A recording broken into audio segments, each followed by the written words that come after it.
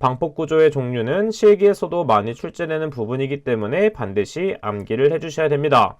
첫 번째는 내압 방폭 구조입니다. 기호는 D를 사용합니다. 이런 식으로 기호가 많이 출제되기 때문에 기호는 반드시 암기해줘야 되고 어떤 내용인지 보도록 할게요. 내압 방폭 구조는 용기 내부에서 폭발성 가스 또는 증기가 폭발하였을 때 용기가 그 압력에 견디면서 접합면 개구부 등을 통해서 외부의 폭발성 가스 혹은 증기에 인화되지 않도록 한 구조를 말하게 됩니다. 자, 그래서 대략적으로 그림을 한번 그려보도록 하면 이런 식으로 한번 그려보도록 할게요. 자, 내압 방폭 구조는 이런 식으로 생겼고 안쪽에 가연물이 이런 식으로 폭발하게 된다라고 생각을 해주면 되겠습니다.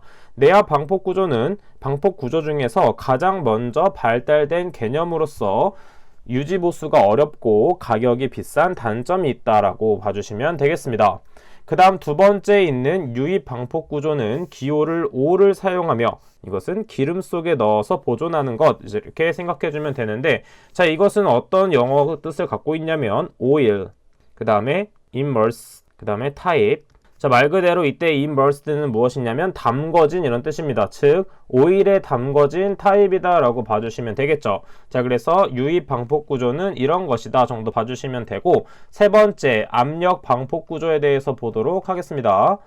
압력 방폭 구조는 기호를 P를 사용합니다. 자 이때 압력은 프레스를 뜻하게 되고 용기 내부의 보호가스 이때 불연성 가스를 압입하여 내부 압력을 유지함으로써 폭발성 가스 또는 증기가 용기 내부로 유입하지 않도록 된 구조를 말하게 됩니다. 자 이때는 내압이 외압보다 큰 상태가 되는 것을 뜻하죠. 자 그 다음에 네 번째 안전증 방폭 구조는 기호를 E를 사용하게 됩니다. 자 그리고 이것은 무슨 뜻이냐면 전기 불꽃 아크 또는 고온 부분 등의 발생을 방지하기 위해서 기계적 전기적 구조상 또는 온도 상승에 대해서 특히 안전도를 증가시킨 구조를 말하게 되는데 간단하게 보게 되면 점화원을 제거하는 것이다 라고 생각을 해주면 되겠습니다. 자 그 다음에 이 부분도 넘어가도록 하고 밑에 있는 본질 안전 방폭 구조에 대해서 보도록 할게요. 본질 안전 방폭 구조는 두 번째 줄을 보도록 하겠습니다. 폭발성 가스 또는 증기에 점화되지 않는 것이 해당된다 라고 해주시면 되고 본질 안전 방폭 구조의 장점으로는 좁은 장소에 설치가 가능하고 제품의 신뢰성이 우수한 특성이 있습니다.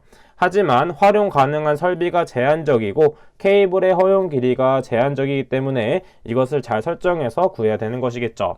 자, 그 다음에 여섯 번째 특수 방폭 구조가 있고 그 다음에 일곱 번째, 여덟 번째 그 다음에 아홉 번째 있는 몰드 방폭 구조 충전 방폭 구조, 비점화 방폭 구조까지 기호들만 암기해서 넘어가 주시면 되겠습니다.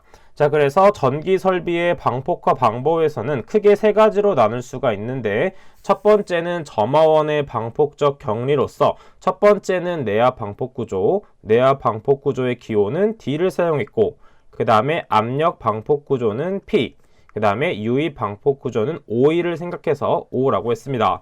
자, 그 다음 두 번째, 전기 설비의 안전도를 증강하는 것은 안전증 방폭 구조로서 기호는 E를 사용하고 점화 능력의 본질적인 것을 억제하기 위해서는 본질 안전 방폭 구조를 사용하며 IA 혹은 IB라고 기호를 사용하게 됩니다. 자, 전기 설비의 방폭화 방법을 세 가지로 정리한 것도 같이 암기해 주시면 되겠습니다. 자, 나머지 위험장소 부분은 가볍게 읽고 넘어가 주시면 되고 세 번째 있는 위험장소의 분류에 대해서 한번 보도록 하겠습니다. 먼저 첫 번째, 가스 폭발 위험장소는 실기에서도 많이 출제되는 부분이기 때문에 반드시 암기해 줘야 돼요. 자, 가스 폭발 위험장소는 인화성 가스 등이 화재 및 폭발을 일으킬 수 있는 농도로 대기 중에 존재할 우려가 있는 장소다라고 봐주시면 되고 영종장소는 장기간 또는 빈번하게 존재하는 장소로서 배관, 피트 등의 내부라고 봐주시면 되겠습니다. 자, 그 다음에 1종은 무엇이냐면 주기적 또는 간헐적으로 생성되기 쉬운 장소로서 벤트나 피트 등의 주의 등을 뜻하게 되죠. 자, 그 다음에 2종은 0종과 1종이 아닌 것을 해당된다. 즉 짧은 기간에만 지속되는 장소다 봐주시면 되겠죠. 자, 지금 보게 되면 당연히도 0종 장소가 가장 위험한 장소다라는 게 인식이 돼야 됩니다. 자, 그 다음 밑에 있는 분진 폭발 위험 장소는 가볍게 읽어주시면 되고 나머지 부분 밑에 있는 것도 가볍게 읽고 넘어가도록 합니다. 해당 부분은 그렇게 중요하지 않기 때문에 이런 것이 있구나 정도 체크하고 넘어가주면 되고, 자, 폭발 등급 부분도 그냥 가볍게 읽어주고 넘어가도록 하겠습니다.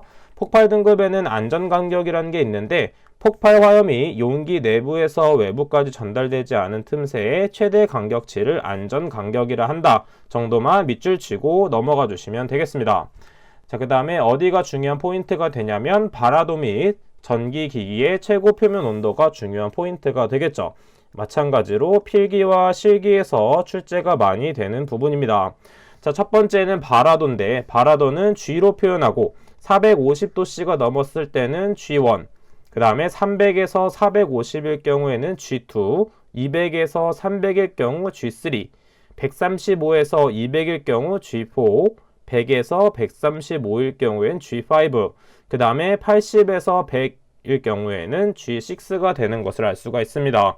그 다음에 전기기기의 최고 표면 온도도 암기해줘야 되는데 해당 표를 그리면서 암기해줘야 됩니다. 자, 전기기기의 최고 표면 온도는 T를 사용하고 이때 기준은 450부터가 아니라 300초가 450 이하부터 시작되며 85도씨 이하까지 표현된다는 것을 암기해주면 되겠습니다. 그 다음 마지막으로 방폭 구조의 표시 부분 보도록 할게요. 자, 해당 부분은 실기에서 많이 출제되는 부분입니다.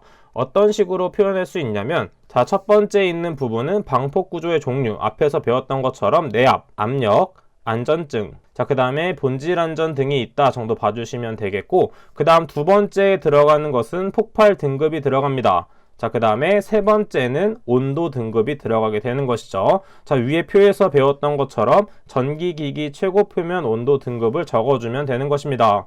따라서 문제에서는 대략적으로 이런 식으로 출제된다 봐주시면 됩니다. 자, EX, D, 그 다음에 2A, 그 다음에 T4 이렇게 나왔을 경우 이 기기는 방폭 구조는 내압 방폭 구조를 사용하고 그 다음에 분진 2단계에 해당되는 가스 증기 A에 해당되며 온도 등급은 T4에 해당된다 봐주시면 되겠습니다. 자, T4는 저기 표에 있는 걸 그대로 적용시키면 몇이 되냐면 100초가 135 이하가 된다는 것을 알 수가 있겠죠. 자, 해당 부분은 단순 암기 부분이 많기 때문에 표를 그려서 눈에 많이 익혀주는 게 중요한 포인트가 되겠습니다. 자, 나머지 부분 또한 가볍게 읽어주시면 되고, 네 번째 과목인 전기위험 방지 기술은 과락을 면하는 것이 중요하기 때문에 제가 체크해드린 부분에 대한 개념을 먼저 공부하신 다음에 기출문제를 많이 풀어보시는 게 좋습니다. 또한 KEC 법규가 많이 변경됐기 때문에 이전에 있던 기출문제를 풀 때는 반드시 체크를 하고 넘어가 주셔야 되는 부분이 많습니다. 따라서 CBT를 이용해서 공부하는 것도 좋지만 CBT는 문제가 바뀐 것이 적용되지 않았기 때문에 교재를 이용해서 공부하시는 게 좋습니다. 자, 그럼 오늘 배웠던 것도 최종 마무리하도록 하겠습니다. 이번 강의 최종 정리 한번 해보도록 하겠습니다. 방폭 구조의 종류, 필기와 실기에 모두 출제율이 높기 때문에 반드시 외워줘야 되겠죠. 내압 방폭 구조는 D, 유입은 O, 압력은 P, 안전증은 E, 본질 안전은 IA와 IB, 비점화는 N이 된다라는 거 반드시 외워주도록 하겠습니다. 가스 폭발 위험 장소는 총 3가지, 0종, 1종, 2종으로 체크가 되며 0종은 빈번한 상태, 1종은 간헐적, 2종은 짧은 시간이 된다. 특징을 외워주면 되겠고, 마지막으로 발화도 및 전기기기의 최고 표면 온도도 중요했었습니다. 자, 그래서 해당 표 중요하기 때문에 반드시 외워두도록 한다. 이렇게 정리해주면 되겠습니다. 자, 그럼 이번 시간은 여기까지 하도록 하겠습니다. 저는 그럼 다음 시간에 찾아뵙도록 할게요. 감사합니다.